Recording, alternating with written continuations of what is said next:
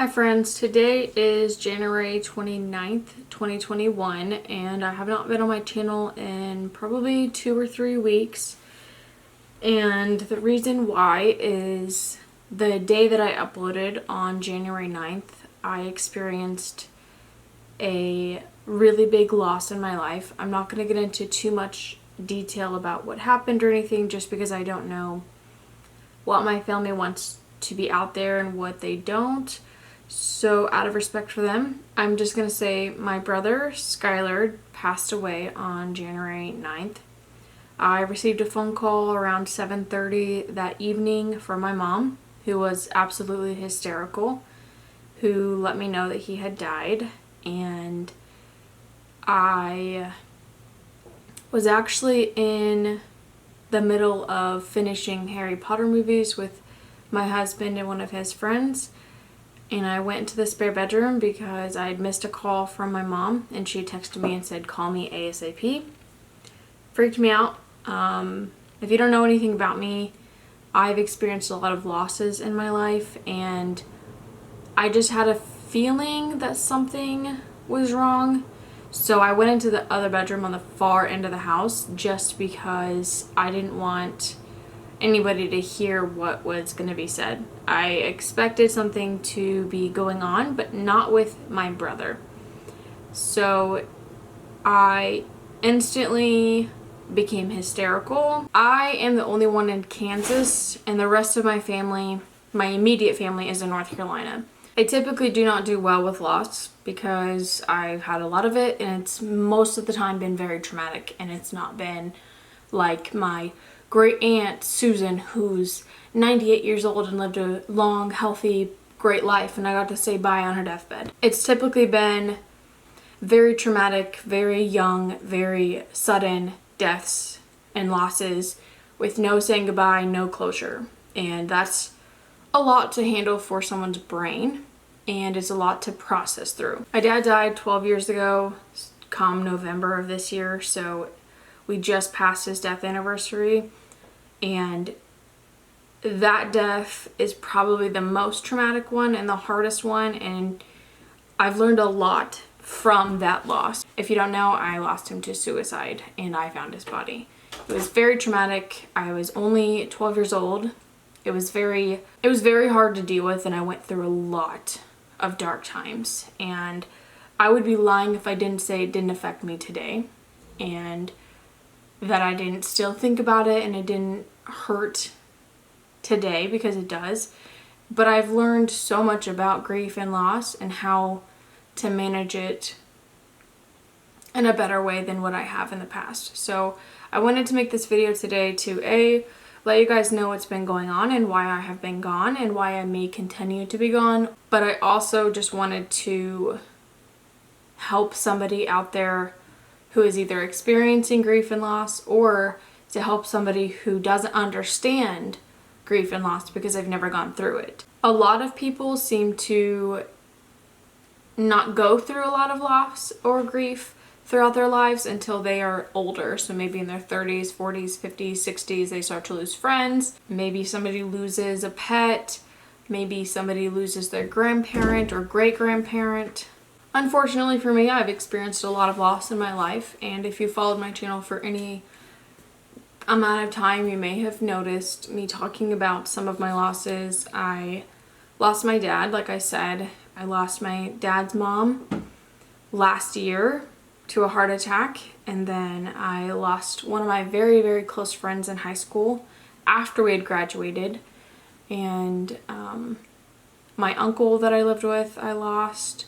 My brother now, I only have one grandparent left on both sides. All of those traumas and triggers and losses can cause a lot of psychological problems. And what I'm noticing with this loss is because it's in my immediate family, it's affecting me differently than it was when I lost my grandma.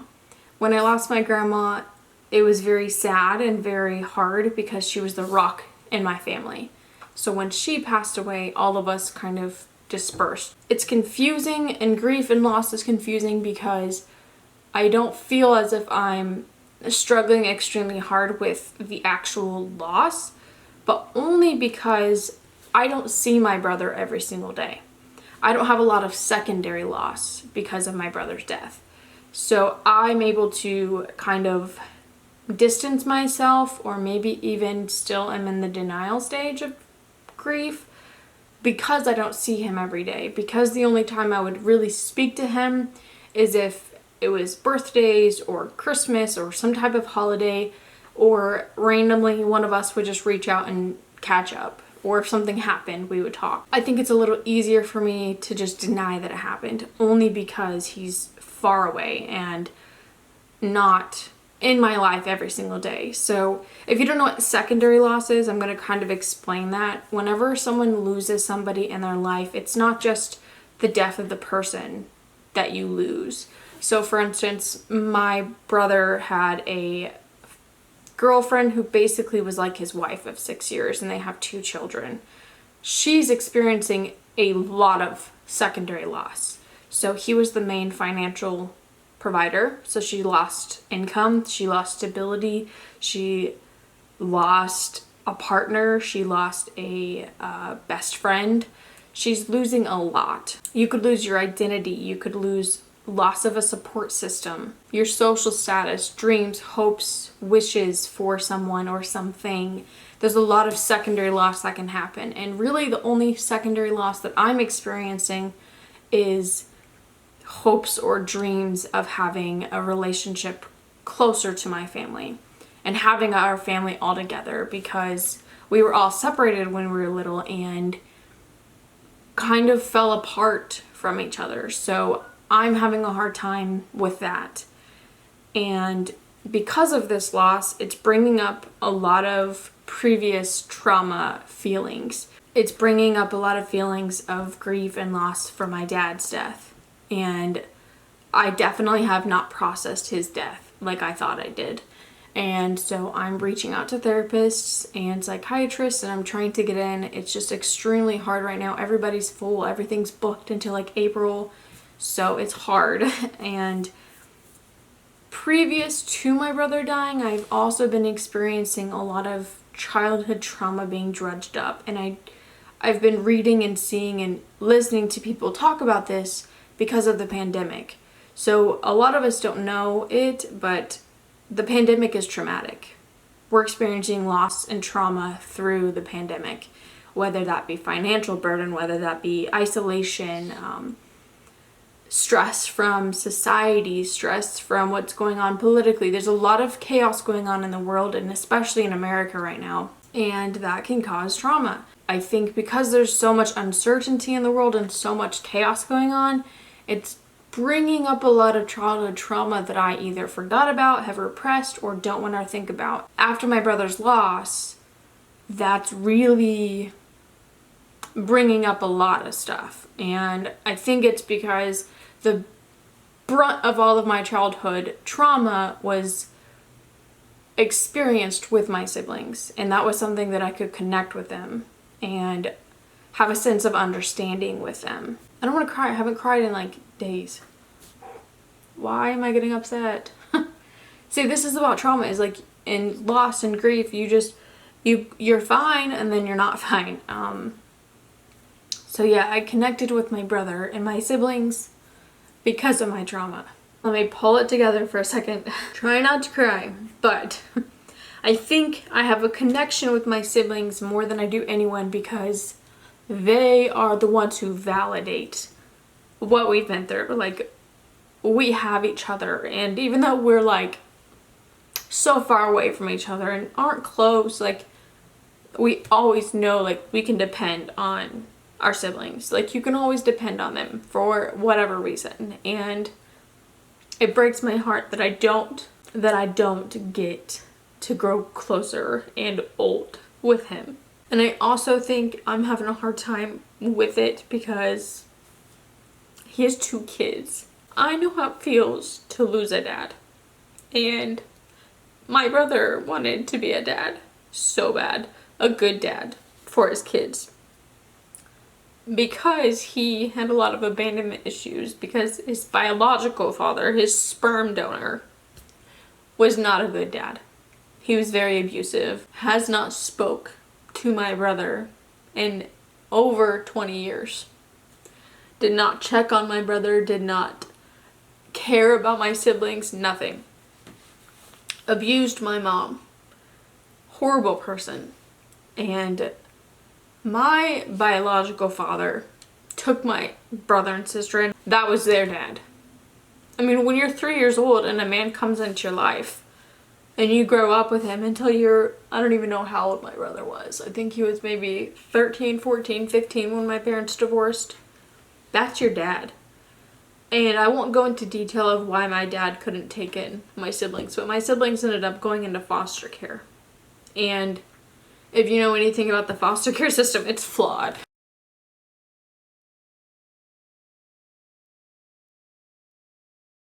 It's very hard to lose someone who you've been through some hard things with and who you look up to as an adult. And the way I lost him, I had no idea what was going on. So I will say, pay close attention to the people you love and reach out to them, because you don't know when the last time that you speak to them will be. The last time I talked to my brother was on Christmas. We texted each other Merry Christmas, and that was it. He died on the 9th, and it's still very fresh, clearly.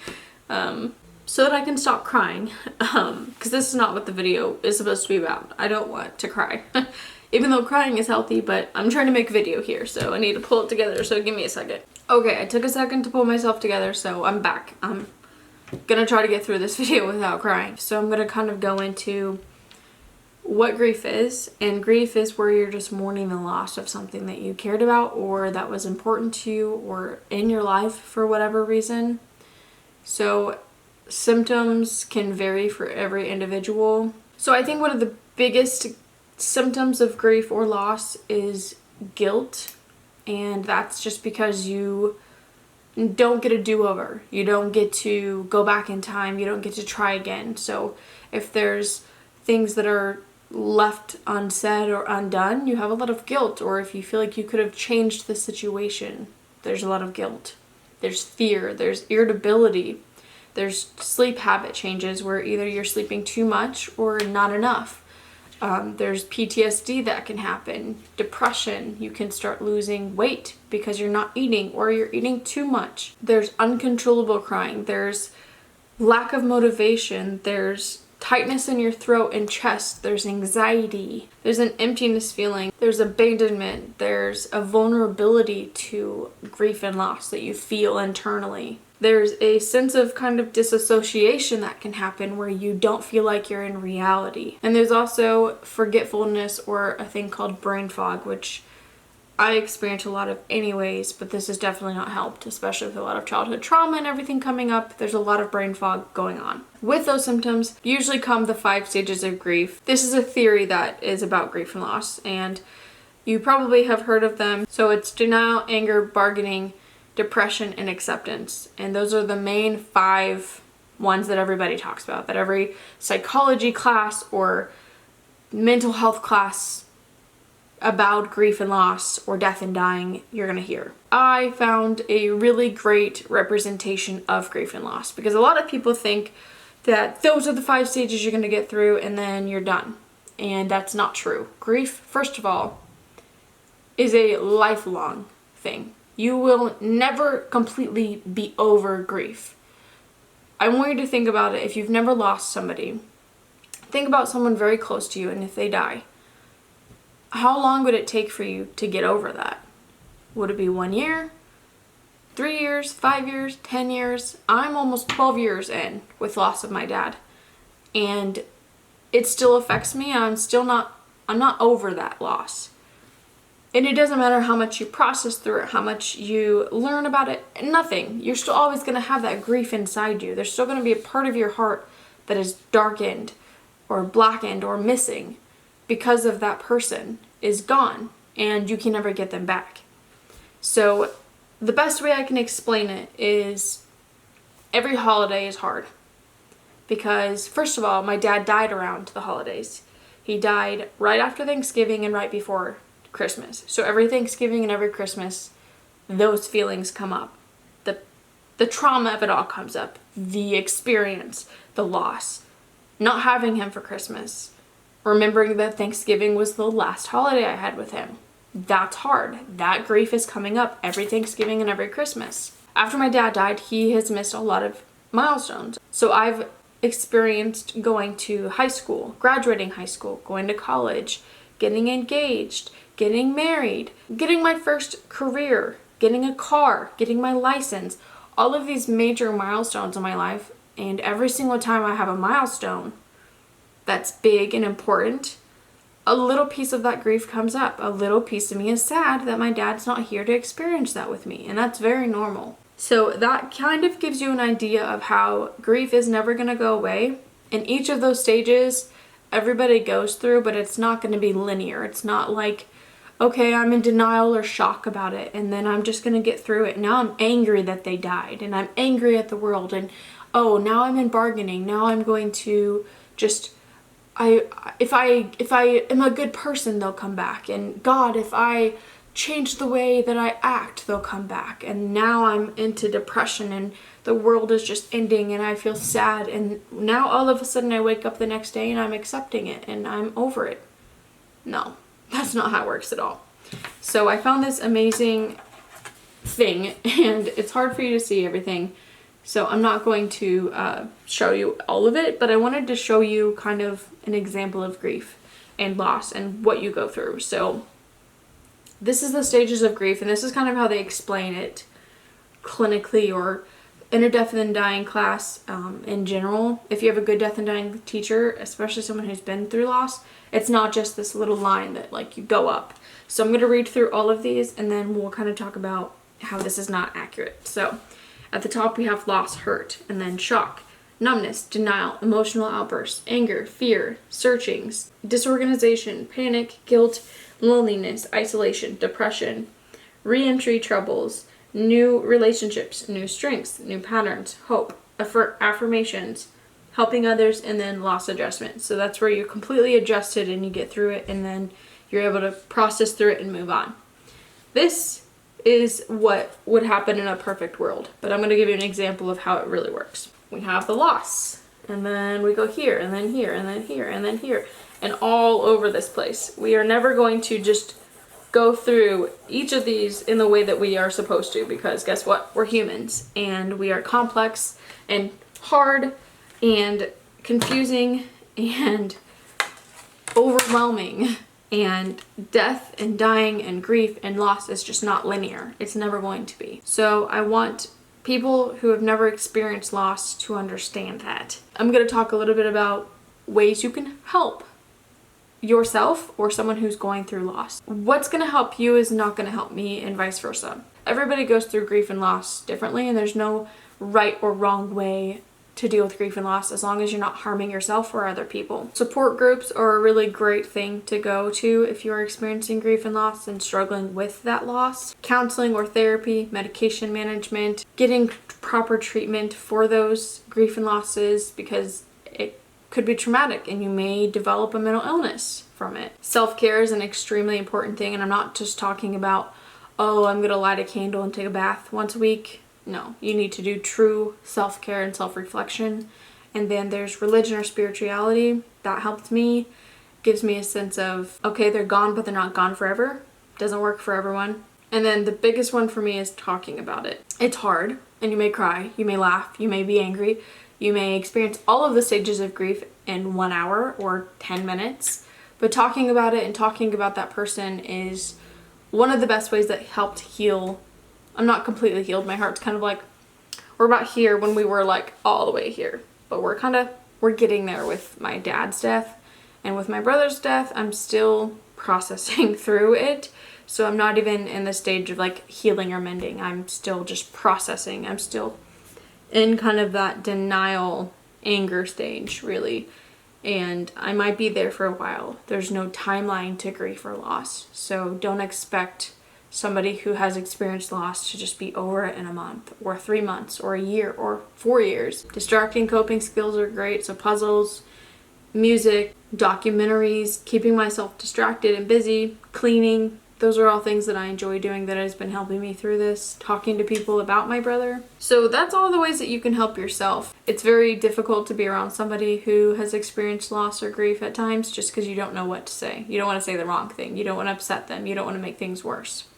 So I'm going to tell you what not to say to somebody who's going through grief or loss. One of the number one things I think is something you should not say and does not bring comfort or peace or anything to somebody is like, oh, they're in a better place now, or oh, they're out of pain now. That doesn't really do much for me.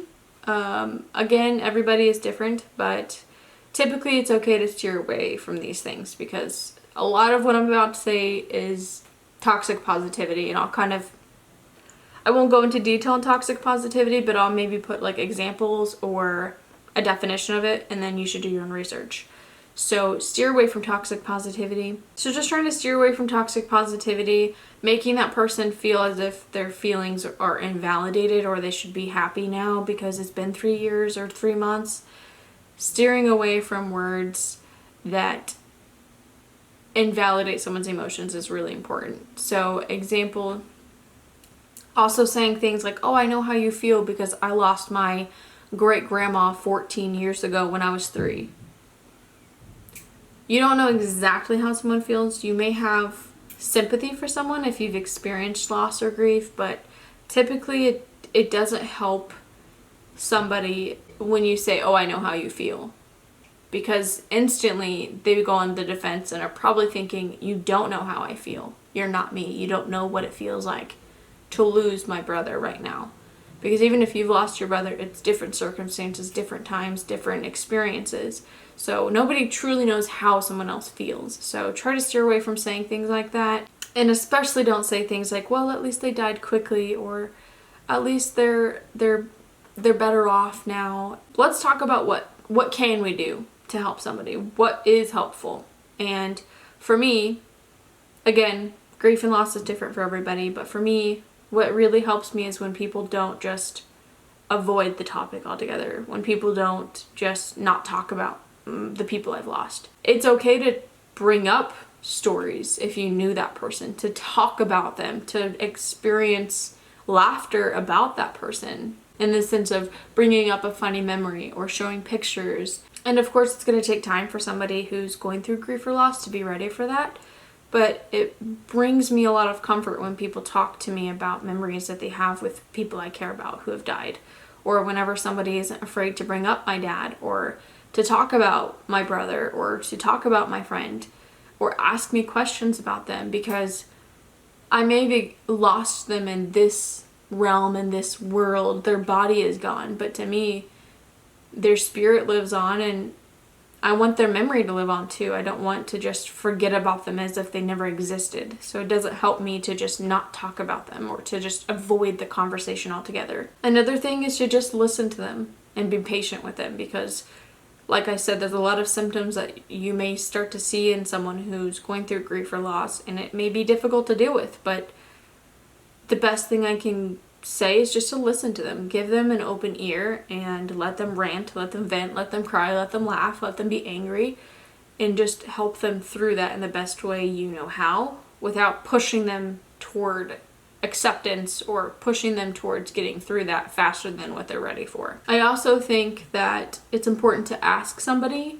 if they need something. I think it's important to ask them, like, hey, how about I watch your kids so that you can go to a movie? Or how about I watch your kids so that you can just get a little break?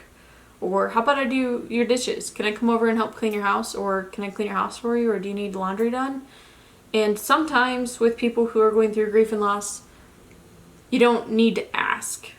You just need to do it. So for instance, one of the biggest things that everybody does for someone who's lost like a husband or a child is a lot of friends in the community will come together and create meals and bring those meals over to that family. They never ask them, oh, do you need meals? Usually people just bring over casseroles or whatever, because that's one less thing that person going through that loss has to deal with or worry about. And of course, there's boundaries that needs to be established. So if there's a friend who you know you would never go over to their house and help clean, or never ever go to their house unannounced, don't do that, because that's the last thing they need. They need sometimes to have space.